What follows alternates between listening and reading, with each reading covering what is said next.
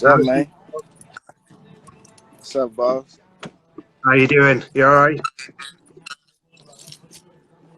Oh, I can't really. Hey, what's up, boss, man? How's things? You all right? Everything good, man. Everything good. I'm sorry for the delay. You know what I mean, No. I'm actually on my way to the studio. Oh wow. Hey, you recording? Are you recording tonight? Of course, yeah. I engineer also, so I'll be recording. Like I gotta record for myself, and then I gotta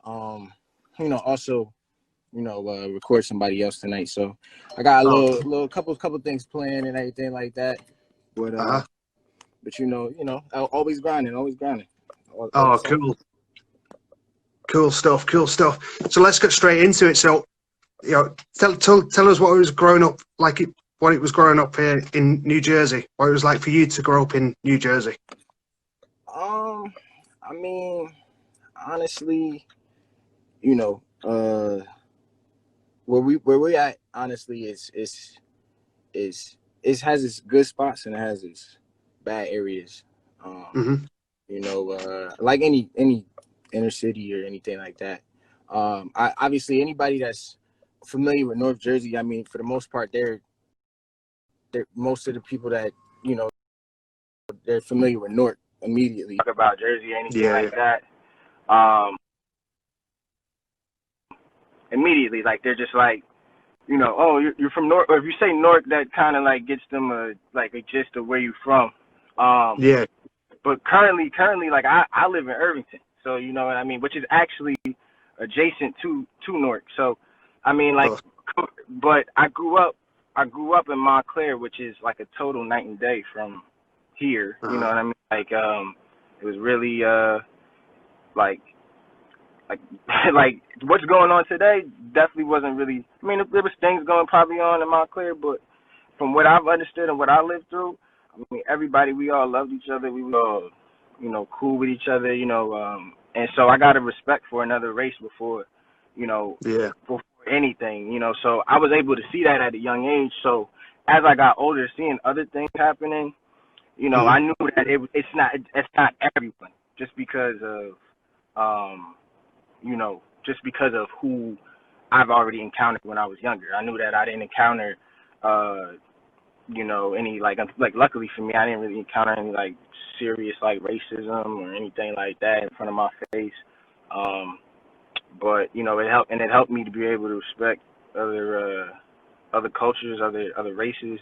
And so I just take people for who they are. That's really what I think. Anybody from Montclair, I think that's the one thing about us. We're really adaptable. There's a lot of us everywhere, honestly. People that I graduated with, they live in all over California, Miami, things like that. So we're all spread out, and we all adapt. We're very adaptable to wherever we're at. That's one thing I could say. If you're from Essex County, New Jersey, you if you can survive here, you can pretty much adapt anywhere. Yeah, of course. Has that impacted directly into the person you've become today? I mean, well, all right. So, I mean, I played basketball when I was young. So, I mean, that was my first love. Since I was 2, I was groomed to try to like get to the league, and obviously, I got close enough. I mean, I was able to be pro. Just didn't happen to be in the NBA. And when things change, obviously, you have dreams, and sometimes they don't materialize into what you was looking for or anything like that. And so for me,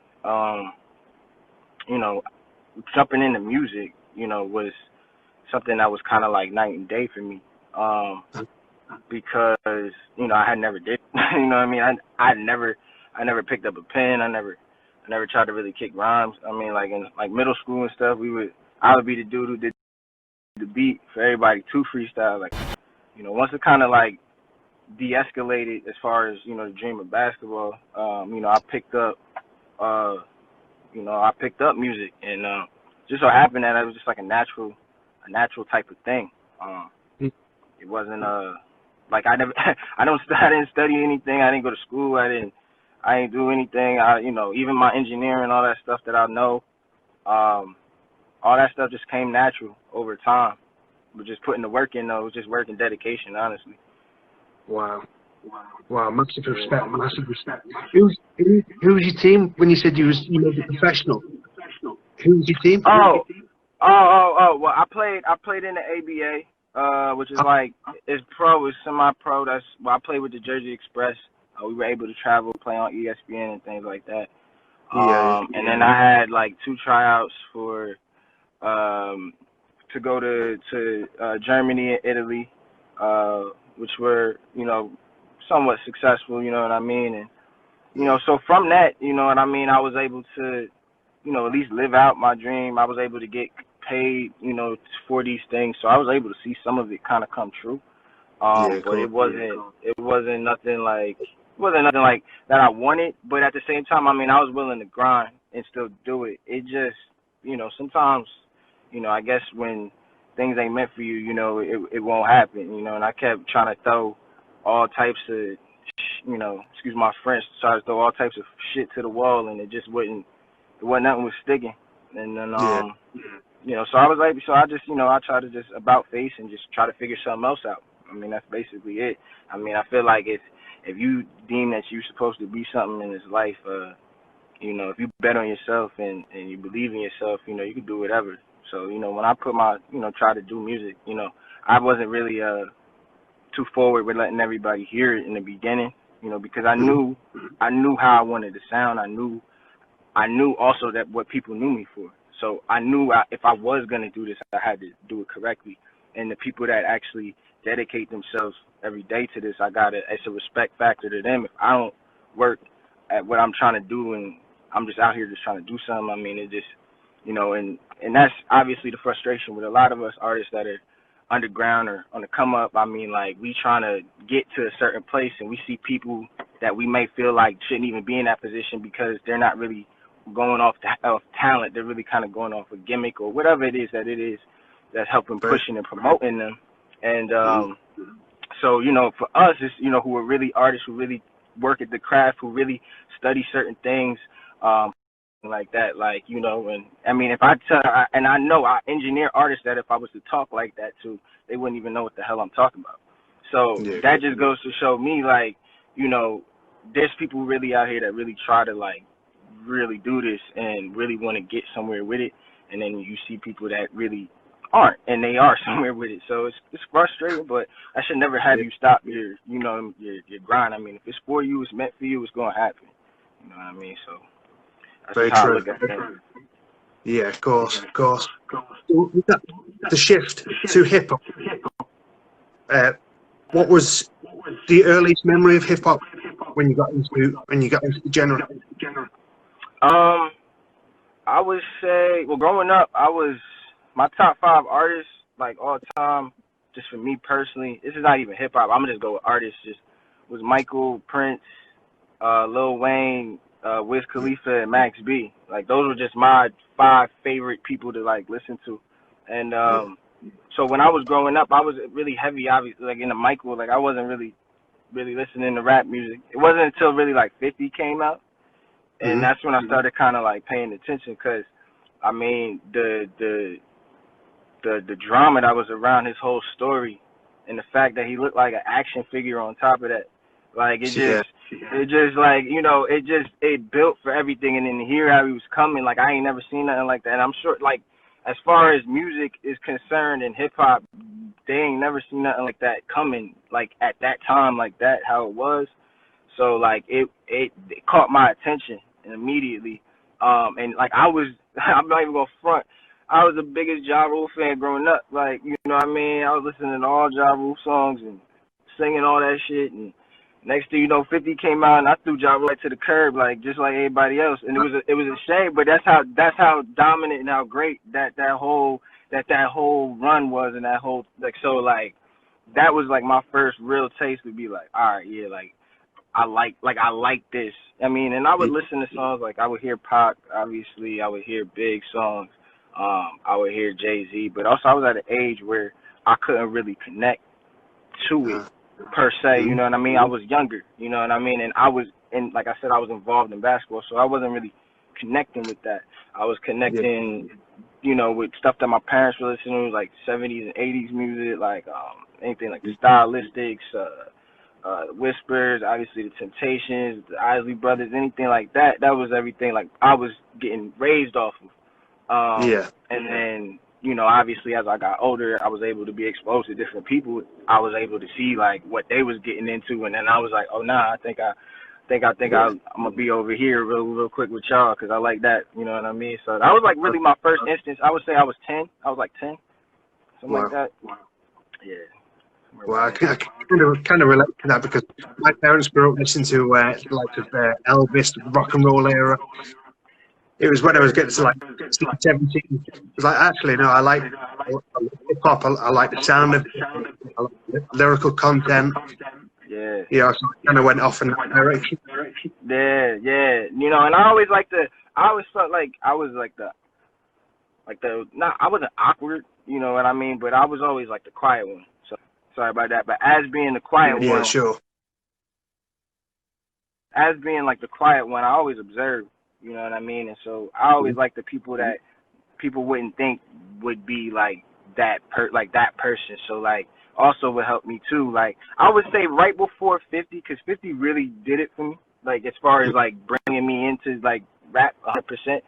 But Eminem kind of also like did it as well, because like at that time we the only the first I guess Caucasian rapper that we seen that actually like could really like rap at that high level, and obviously like he was stuck out like a sore thumb in the midst of all the rappers that were out at the time. So you know that for me like drew me in as well, because it was just like, you know, who is this dude who doesn't look like everyone else, but he's actually still getting like the same type of notoriety as everyone else. And I was just like, so that drew me in, you know what I mean? And so I would say like kind of those things. Like I said, everything else was kind of hard for me to relate to as a youngin', because I didn't really go through certain struggles. I mean, and if you listen to my music, I mean, I don't promote. Like I said, like we live in kind of like, you know, the area is a little rough, but at the same time, like, you know, I could easily write about any of the stuff that's going on right now over here and shit like that. But I mean, it doesn't do nothing. I mean, I don't really want to wake up and with all the shit that's going on in the news and really what's going on in my country, like, you know what I mean? Like, it's the last thing I really want to hear is about like how you moving on the block, like just right now at least, like, you know what I mean? Just for me. And so I just never was the type to really do that. I mean, and I felt like I wouldn't be authentic either if I tried to do that. And I felt like the respect that I would try to get from the hood or the inner city wouldn't be there, because they'd be like, yo, like that we never seen you out here, like, so how would you even remotely talk like that? So you know, so I just you know, talked about shit I could legitly say that I do. You know, I play basketball.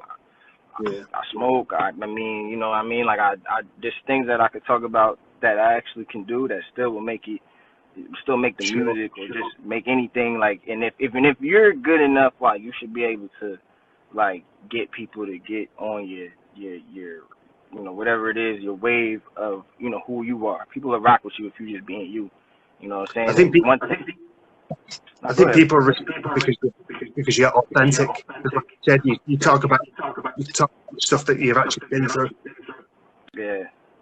And I mean, and I feel like, you know, you can't be anybody else. You know what I mean? There's only one you. You know what I mean? And I see people like, they come through my studio, they be like, oh, you know, I want to make a song and sound like the Baby or whatever's hot right now, or, you know, if they got a favorite artist, you can hear their influence. And so, like, for me, I was just like, well, you know, that's cool. You sound like them, or, you know, or you're trying to mimic something that you like, and that's great. You know what I'm saying? That's because that helps you build a foundation.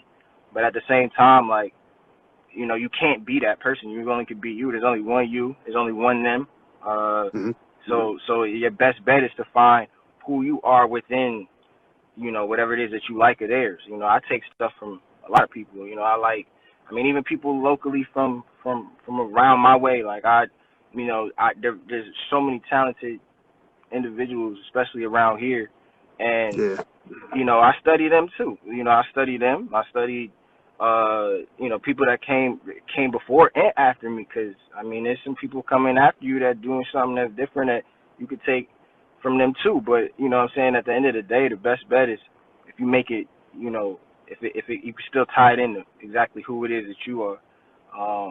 You know, that's what makes the music, you know, as best as possible. Believe me, you know what I mean. Very true. Very true. So talk about the origin of your name. It's Roll Something. Yeah. So all right. So it's funny because I mean I've told this story maybe like 2 times. I don't really everybody really they don't really ask me where I got my name from, but they just like when they hear it, obviously it perks their ear up. You know what I mean? Shout out to all anybody that's a stoner that's checking in. Shout out to them too. But it came actually when I was in college. At the time when I was going from high school to college. And I was going to school to play basketball and everything like that. Like I was in high school, like doing some nonsense on like Facebook and shit like that. But what happened was is like around that time, it was like I would say around, you know, not giving my age away, beginning of the last decade. You know what I mean? So around that time, and so around like I have family and friends now hopping like on fucking on Facebook and they calling my parents and say like, yo, your son's on here with Henny bottles and taking pictures. I mean, smoking. I'm like, damn, like you know what I mean, like so. When I got to school, I was like, look, I can't post nothing on Facebook because the whole family's on here now, like, and so like I can't get away with nonsense or whatever. So I was like, I got it, and Twitter was just starting to get like popping, and nobody like and my family was really rocking with Twitter. So I was like, all right, I'm gonna just be like, I'm gonna live on Twitter. So I was trying to find a Twitter handle, you know what I mean? And it just so happened that when I was doing this, like one of my friends, like my roommates, so one of my friends came in and he was like, you trying to smoke? And I was just like, yeah, like, and he threw like the Dutch at me and was like, yo, roll something. And right then and there, I was like, yo, that's the Twitter handle. And it didn't happen, like, it didn't just so happen that like hindsight, like going back, like from that to like 5 years later, I didn't know I was gonna be using it as like, you know, my artist name, but you know, at the same time, like I guess it all fit, you know what I mean? It fit perfectly, and like I said, it legitly like explains like who I am, because I know most people obviously they're gonna have the connotation to be like, yo, like it's like, you know, he smokes weed, so that's why he's wrote something. But it's also like it's also about, you know, taking chances. Like I'm one person that like I bet a lot, but it's on myself. Like, and so like I roll the dice on myself. So I'm always rolling something. Like that's just how I looked at it. So when I was able to break it down and dissect it a little bit more, I was just like it's a little bit more complicated than that.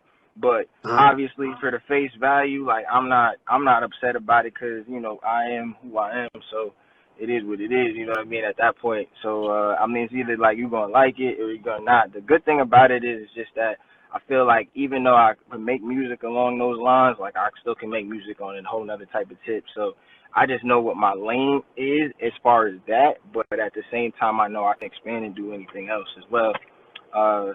So it's just fun, you know what I mean? It's fun music, you know what I mean? And it's, you know, my job, at least for me personally, is just I wanna make people, you know, happy, you know what I mean, or move. I wanna make them move. I wanna make them like feel that energy within them to just start moving and doing something, because, you know, like not for nothing, you know, like I said, there's a lot of things going on, and I think that, you know, obviously like so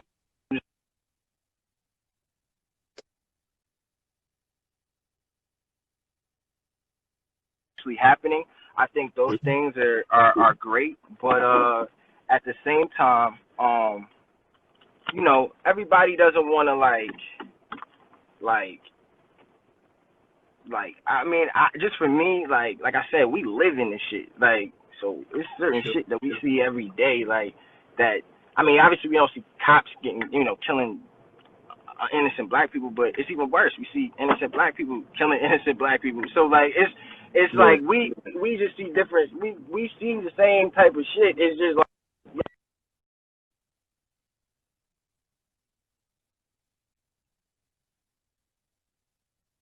it's just a hard thing to really like to deal with. Like, you know what I mean? So for me, I was just like, you know, I don't want to hear that. Like, you know, I see it. I don't need to Mm-hmm. hear it also, like, you know what I mean? So I was just like, well, let me just try to figure out how can I like, you know, make people, you know, build like some happiness within people, to just give people like a something they can just vibe out to, you know what I mean? And that's just really where I've been at. You know, at the same time, like I'm not numb to the situation, you know what I mean? I know what's going on, so at the same time, like I do touch on like some of the upcoming music I got. I am touching on certain subjects, but like for the most part, like that's not really like my main focus. And I mean, and it's not to say that I'm not in support of everything that's going on, because I for sure Sure. is helping. But you know what I mean, at the end of the day, I just know I personally don't have all the resources to be able to affect the change. I know that I could be able to start it. So that's Mm-hmm. just all I'm trying to do, like, is just be able to do it as far as how I could be able to do it with my people and my family, and then if we could funnel it out to everybody else from there, you know, Sure. so yeah, you know what I mean? But like my first priority is making sure that the people around me that I love and care about are taken care of first and foremost before anybody. Yeah. And you know, and if that's the case, and then you know, like, and that's good, then like I said, we can move forward and try to be able to like really help everybody. You know what I mean? And Definitely. yeah, man. For sure, for sure. You just mentioned then about you want people to move to your music. One of the songs that you made me move to was Middle Fingers Up. What, what a, how did that song come about? So, oh man, yo, I mean, there's a lot of people involved with that whole record, with that whole movement. First and foremost, like when I first started making music, you know, I wasn't in a group or anything like that, and me and my cousin, who's actually on the record as well, Munch Ali, he you know, he had brought to a situation, you know, to me, because like actually we had just wanted to start doing this on our own. You know, we did, like, I was tired of paying money at studios, things like that. You know, so I approached my mom, you know, my mom and dad. It was like, yo, you know, if there's any way possible, like, these are the things we would need. Yes, my fault. Now, getting back to that, just trying to give some breakdown, because I know I was kind of going roundabout instead of just, you know, I was just trying to give some breakdown to anybody that obviously doesn't know me from the UK, that wants to know Yeah. about that record and how everything was brought about. Um, so like I said, some of my big homies, they grew up with like certain members of the Outlaws, and you know, when we were starting our group, they, you know, obviously they, you know, our guys, they reached out to them, and they were, you know, very supportive from day one, and you know, they saw what we had, and what happened was, you know, we have a good relationship with Noble. Shouts to Noble as well. And at the time, we were like, the movie was about to come out, like the All Eyes on Me movie was about to come out, and we were approached with possibly getting put on this like soundtrack for the movie, because at the time they didn't, like, from what we were understood, they didn't have all of the soundtrack to the project out yet. Uh-huh. Like, they didn't have the soundtrack to all the project out, and so for the movie, so we were just like, you know, we were thrilled. We were thinking, like, you know, possibly if we get something on there, and from there, we, you know, we went and we actually, you know, our producer, he made a beat. Shout out to B Rock, one of my guys. He made the beat, and we me and Munch, we sat there, and you know, Munch pretty much made, like, I'd say damn near 90% of the hook. I mean, I just added a little 2 cents in here and there. Yeah. But we ran with it as far as that, and then we came back the next day, and you know, we started writing verses, and it just so happened that I finished my verse first, and because we were all in there. I remember this like it was yesterday. We were all in there really writing, like, together, and I just so happened to like finish first, and so I was like, Uh-huh. yo, I'm ready, like, and I'm like, yo, let's go lay it down. Now, mind you, like I said, I have no history of knowing anything about like Tupac really being in Montclair. I had no like I know Tupac's history, like, and I knew that, but I didn't know like details that they could give me, like that I know, like I couldn't, like nobody else could really have these stories or anything like that, because they were really right there. You know what I mean? They were at the awards holding them down, like for real. Like Tripe was saying in the record, like that's 100% fact. So, Sure. So they were able to give me like stories, and I just took that and just like used it, and then figured out how I could use it to also like make me sound like dope in my own lane of who I am as Roll Something, you know. So obviously, like with certain like lines with the 2-packs when I roll around and things like that, just to play on words and stuff like that. You know, so like, but they were able to help me write that verse, and I remember after I laid it down, like everyone in there, that was the first time, like, I mean, everybody gave me respect, and they respected what I did, but that was the first time, like, everybody was able to leave, like, oh, all right, like, he can hold his own, like, on a song, you know. And at first, you know, and they obviously to the point where they even had me rap first, you know what I mean? And people don't understand, like, especially when you're not known or you in a group, like, that first verse, obviously, it's gonna carry to whether you listen to the other two people, because I mean, honestly, if you listen to that first verse, it's gonna, if it's shaky, I mean, you might not get the rest of your song played. Like, so, I mean, and you know, and my guys might not have been checked out. So, like, for them to put me first, you know, it was an honor. You know what I mean? And for it to come out the way it did, you know, it was cool, man. You know, that was really my first like real like nod and like nudge and push to be like, okay, like, yeah, you can, this is for you, like, this, you can do this, and this is for you. And you know, and you know, it was just a fun record, man. Like I said, we were trying to get it to be on a movie. Unfortunately, like, it didn't make it, you know what I mean, which is fine. You know, we were still able to, you know, have a couple people check it out, and that was the best thing about it, you know what I mean. And you know, and from there, you know, obviously as a group, you know, we went our separate ways. We all do our own thing. I mean, me and Munch, we started our own label from that. But that was, it wouldn't have happened without the lessons and the things that were taught to us from the guys that helped me. You know what I mean? So, you know, much appreciation to everybody that had anything to do with CYO. Like, I love all my time dealing with them, you know, and you know, forever. You know, I'll forever be grateful for that. 100%. Sure. For sure. Shout out to CYO. Most definitely. Yes, man. Shout to my guys. I like to call them my old heads. They be like, I call them like my guys though. Those are my guys though. For sure. Definitely. You just touched on it there about your record label. Is it Third Hour Sound? Yeah, actually, I got a hoodie on, Third Hour Sound hoodies. You know what I'm saying? I will have, like, you know, the website and everything up for all of that. But yes, Third Hour Sound is mine and Munch's label, and we are our only two current artists, which I don't really mind, because, you know, like I said, I'd rather it be that way. You know, obviously, if there's more money involved and if things happen the way they should happen and will happen, then, you know, we'll be able to branch out, you know, look for other talent. But right now, you know, until we can solidify the talent that we got and make them household names everywhere, then, you know, we ain't gonna really be out here really trying to look for nobody. But yes, we did start a label, and, you know, everything is 100% funneled in. You know, we, for the most part, we work with, I mean, me, I like to tap in and work with a whole bunch of different producers. Munch, he's actually his own producer right now.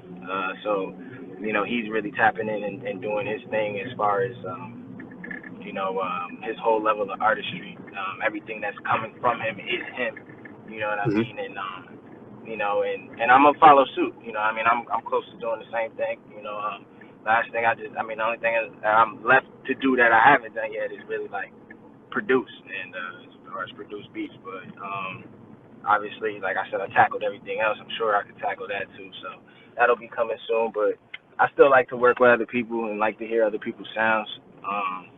So yeah, like, but third hour for as far as for us, um, it's you know, it's family. You know, like I said, me and him was family. We've known each other since we was babies. You know what I mean? And our parents are best friends. Yeah. And you know, that's my brother without the blood, like for real. And so we, you know, we both have the same agenda, but we're just both two different artists. And I think that's also why we wanted to get, you know, just kind of separate from CYO a little bit, just because, Oh. you know, I mean, I didn't know, like, as far as what everybody wanted to push or what was supposed to be pushed first or whatever like that, whatever the case may be. And I mean, I'm a team player, so as far as that, like, I don't care who went first, who went last, whose time it was. It is what it is.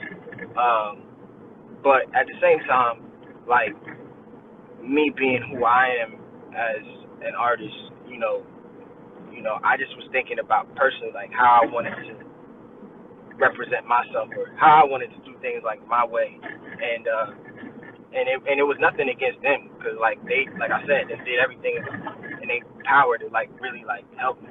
So it was, but they knew like it was time, because I was turning into my own monster. Like, I was able to do everything. So like, Yeah.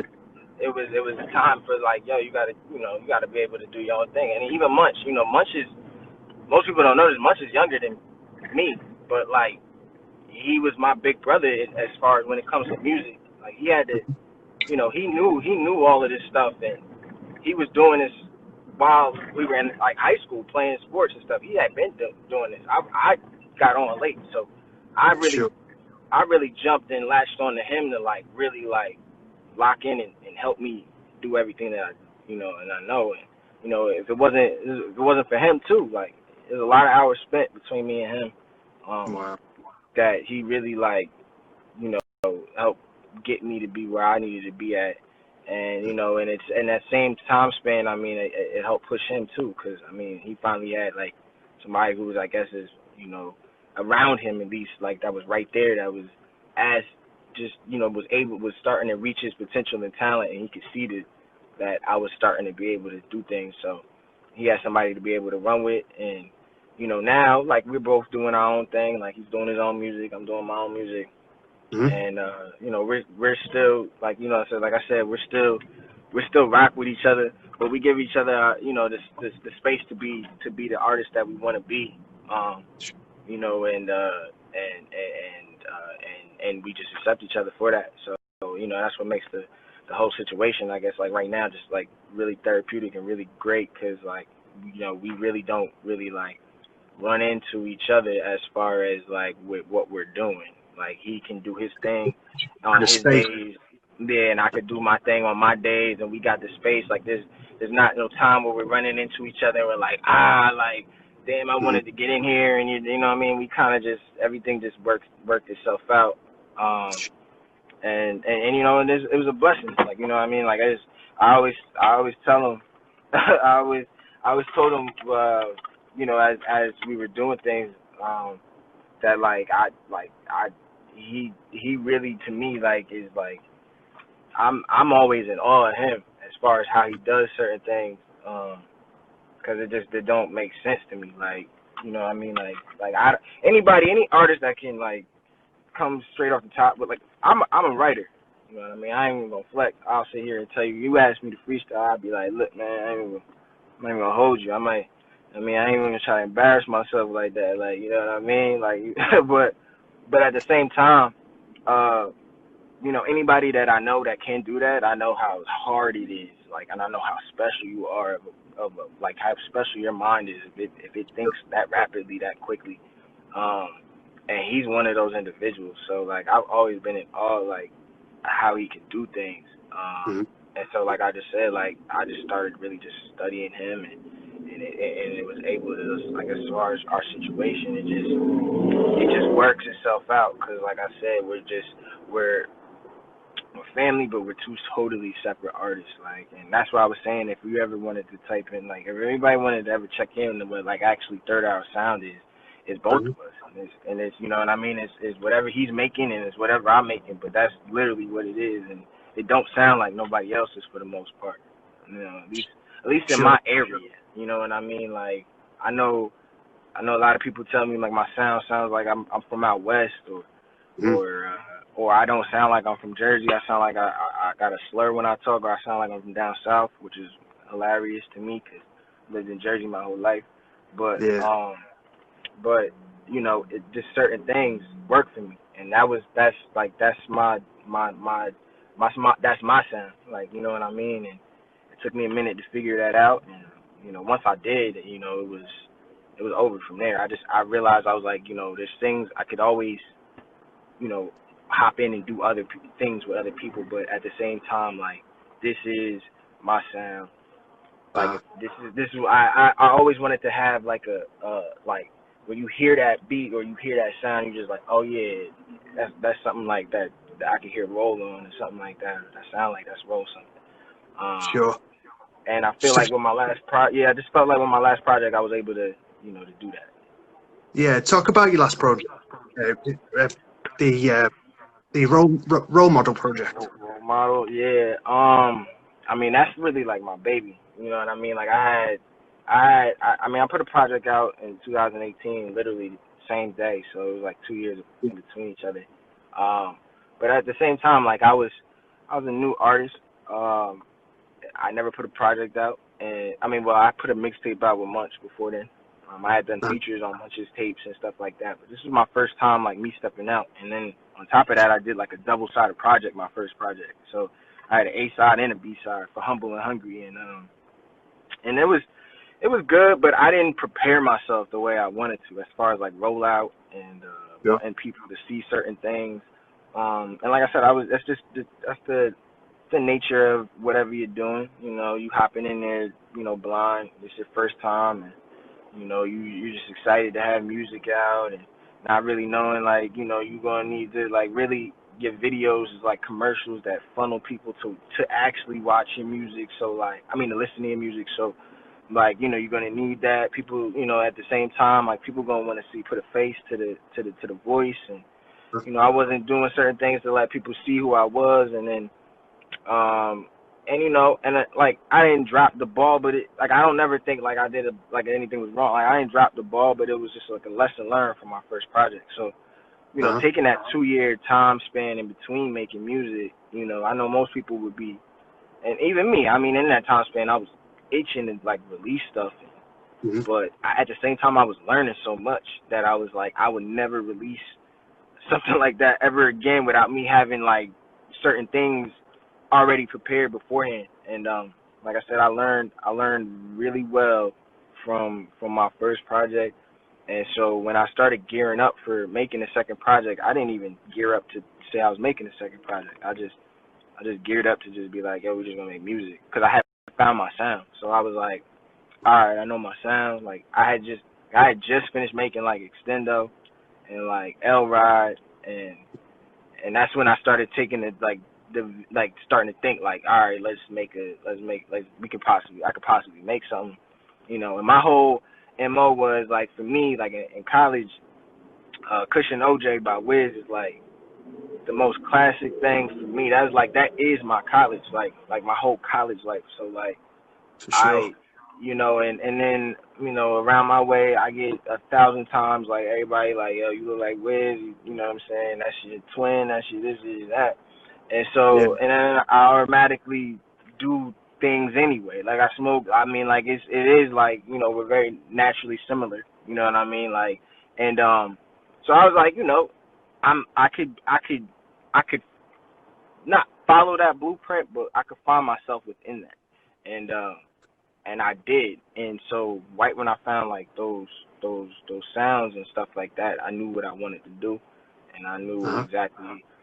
I didn't know what I was gonna name it. I didn't know how it was gonna come, but I knew like what type of sound I was going for. Cushion OJ, like, and how everything was sonically like synced in, or like how Dr. Dre had the Chronic, and how everything was sonically like synced in as far as music and production, and as far as sounds and everything. And so I was going for that, and you know, it just happened to be like, you know, a great project. Then like I made Role Model, and then with being Role Something, like it just kind of made sense. And then I was like, you know what, let's call the project Role Model, and you know, just as a play on me and who I am, and like I said, that whole title can have massive different meanings. I mean, I could, you know, like I said, you're trying to be a role model to the people that you with, but also I feel like I'm the best roller out here, so I'm a role model. So like it was like, you know, it was just a lot of things, just trying to play on a lot of different type of things, and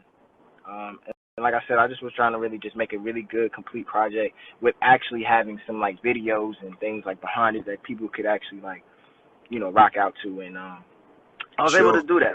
You know, I was able to do that. I was able to put 4 videos out. I got a 5th one on the way. No Cap will be out very shortly.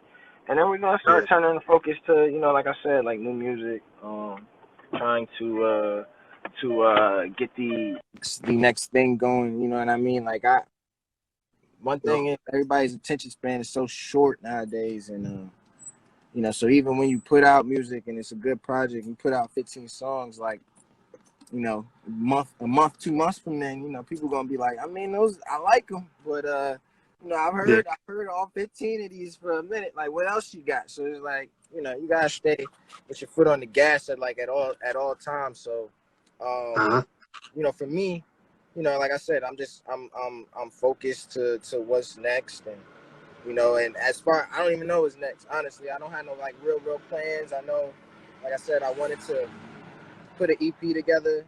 But who knows? You know, plans might change. It might just be singles, and you know, or who knows? It could be another project. Like I don't know. And that's a good thing. Like I feel like when you have no plan, some of the best things come from that, and that's kind of how Role Model was put together.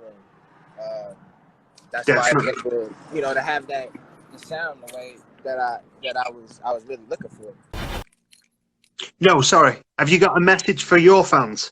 Oh, a message for my fans. I'm sorry about that, man. My bad. No worries. I would just say, man, like for anybody that's ever been rocking with me or listens or tunes in, like I appreciate y'all from the bottom of my heart. Like honestly, like, you know, you don't have to. It costs nothing to support people. You know, and still people don't do that. So, you know what I mean? You know, anybody that actually really does do that, you know, I really do 100% like appreciate y'all, and you know, I hope, you know, that, you know, whatever I'm doing and making, that I continue to, you know, make stuff that y'all enjoy.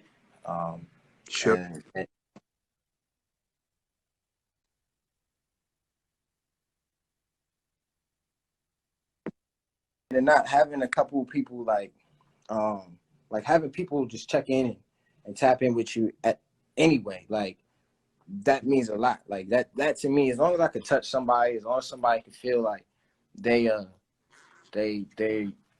you know, that they can relate in some type of way, then you know, I'm good. Like I'm 100% good. Like, you know what I mean? I don't need all the extras. You know what I mean? Like if I make it and we happen to get paid from it, you know, great. I mean, obviously that's the end goal, but if not, you know what I mean? I love what I do, and you know, even if I wasn't getting paid, it's the same way with basketball. Like, you know, I'm just getting older now, so but I love what I do. Like, so, you know, if I can, I'm gonna keep doing it regardless. So I mean, I'm not going nowhere. I'm gonna keep making music, and you know, like I said, to any of my fans, like I appreciate all y'all who tap in. On the daily, anybody who streams my stuff. Like you guys, I really do appreciate y'all. Y'all really don't understand like how much, you know, doing that actually that helps. You know what I mean? Anything, like any little thing helps. And like I said, at this point in time, it's hard to promote. You know what I'm saying? It's hard to promote yourself. It's hard to do certain things sometimes as an artist. So, you know, having just good people around you and little things like that means like the world. You know what I mean? You know, so like to everybody that tunes in, you know, like I said, and actually listens to any of my stuff, like I really do appreciate y'all, because I know you don't have to. I know there's 1,000,001 people out here making music, and that you took the time to listen to any one of my songs, like I I'm 100% humbled by it. So I appreciate Sure. it. I mean, For two young artists, you've got a whole head on young shoulders. That's for sure. You're so yeah. humble. Yeah, man. I mean, I try, I try, man. I just, like I said, I try to do it for my people. Anybody that's around me knows I'm very family oriented. I'm very family, Sure. friends, everything. Like those are very important. You know, as I got older, I realized like, some of the things that, putting your stock that you put stock into really don't matter in the grand scheme of life. One lesson I will, one lesson and one not even a lesson, one thing I will, just piece of advice for anybody in life. You come in this world by yourself, you're gonna surely leave out of this world by yourself. So, before you start trying to, put your energies in different types of things, take care of yourself first. Make sure that, you good with who you are as a person. Make sure you don't need certain things to try to make yourself, feel bigger than what you actually are. Like for me, that's my one thing. Like, I know everybody's trying to, whether it's relationships or friendships and anything like that, or, relationships with your parents, anything, you know what I mean? Job related, anything, man. Like before you can like really just, give good energy to somebody, you know what I'm saying? You got to give it to yourself. If you ain't giving it to yourself, it's going to be mute at that point. Like it ain't nothing that really going to happen. You know what I mean? So, Very true. Very true. Yeah. And, so that just helped. That's just, like I said, that's what helped me be able to get through. And, every day, like I said, even though this is a grind, it's a struggle. Because, obviously I'm not where I want to be at. I just know that, I'm good with who I am. So whether or not it happens, it does. Like we gonna be all right. We're gonna figure it out at the end of the day. You know what I mean? For sure. Sure. Hey, keep grinding, bro. Keep grinding.